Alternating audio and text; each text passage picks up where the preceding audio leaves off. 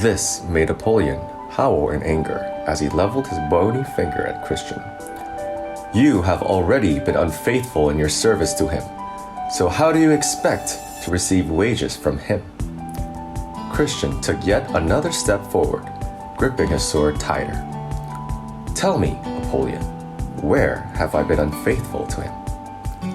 Napoleon's indignation was evident as he spoke quickly, spewing smoke from his nostrils. You were unfaithful when you first set out and almost drowned in the swamp of despair. You were unfaithful trying to rid yourself of your burden the wrong way when you should have waited for your king to take it off.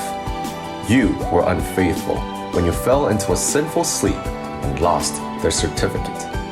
You were unfaithful when you were almost persuaded to go back at the sight of the lions on the way. Napoleon stopped and glared at Christian as if he had him, then said in a mocking tone, And when you talked of your journey and all that you have seen and heard, oh, how you inwardly desired everyone's praise, and your pride was evident for all to see. Christian nodded in agreement. Yes, Napoleon, all of this is true, and even much more that you have left out. But the king whom I serve and honor is merciful and ready to forgive me. Taking another step toward the beast, he said, The fact is, I had many weaknesses in your land, mainly because I was brought up and educated that way. But now that weight has been lifted and I'm sorry for them. Most importantly, I've obtained pardon from my king. Then Napoleon broke out into a great rage and said, I hate that king, and I hate his laws and people. I've come out with the sole purpose of standing against you. Christian put one hand on his sword and held up the other. Napoleon, beware what you do, for I'm on the king's highway, the way of holiness. This is your final warning.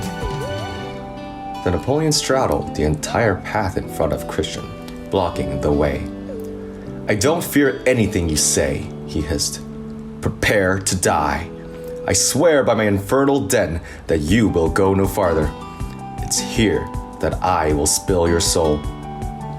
Without even hesitating, Napoleon shot a flaming dart at his chest. But Christian had the shield in his hand, and with it, he was able to intercept the arrows and avoid danger. Christian drew his sword quickly, knowing it was time to attack. But Napoleon was quicker and charged at him, shooting darts as thick as hail. Christian did all he could to defend himself and fight back, but Napoleon began to overpower him and inflicted wounds to his head, hand, and foot. This caused Christian to fall back a little, leading Napoleon to follow with another round of forceful attacks. This severe combat lasted for over half a day. Christian was courageous and fought as bravely as he could, but his wounds were deep and he was exhausted, growing weaker and weaker with each attack.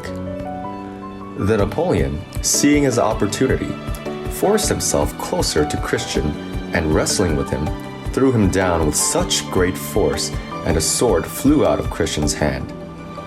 I've got you now!